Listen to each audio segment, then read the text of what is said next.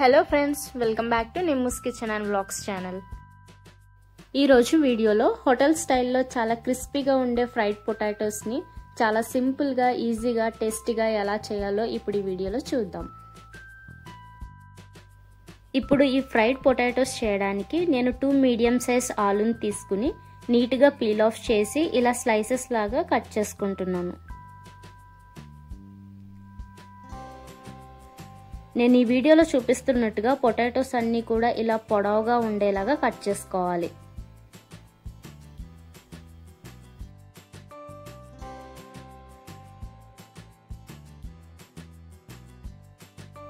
ఇలా మొత్తం అన్ని పొటాటోస్ని స్లైసెస్ లాగా కట్ చేసుకున్న తర్వాత ఇప్పుడు వాటర్లో వేసి ఈ స్లైసెస్ అన్నిటిని కూడా ఒక 2-3 టైమ్స్ పాటు ఖచ్చితంగా బాగా వాష్ చేసుకోవాలి.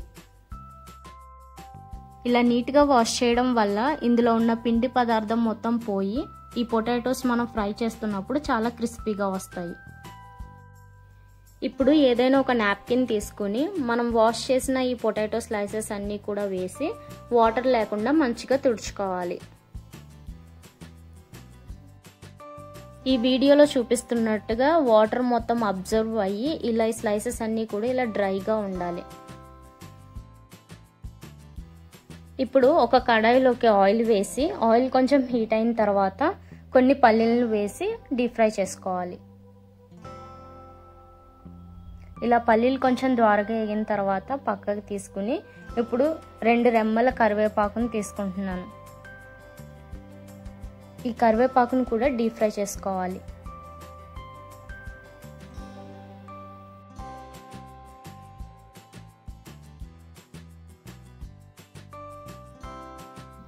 ఇప్పుడు ఇదే ఆయిల్లోకి మనం తుడిచి పక్కన పెట్టుకున్న ఈ పొటాటో స్లైసెస్ అన్నీ కూడా వేసి గోల్డెన్ బ్రౌన్ కలర్ వచ్చేంత వరకు మనం డీప్ ఫ్రై చేసుకోవాలి.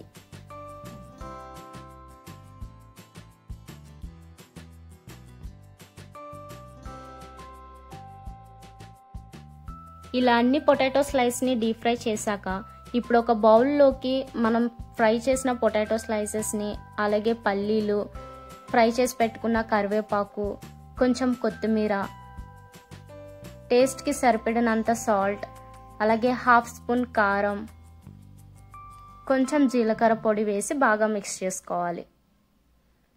ఈ స్పైసెస్ అన్నీ కూడా మొత్తం ఆ పొటాటో స్లైసెస్కి పట్టేలాగా బాగా మిక్స్ చేసుకోవాలి. అంతే అండి, చూసారు కదా హోటల్ స్టైల్లో క్రిస్పీ ఫ్రైడ్ పొటాటోస్ని చాలా సింపుల్గా, ఈజీగా ఇంట్లోనే ఎలా ప్రిపేర్ చేసేసుకోవాలో.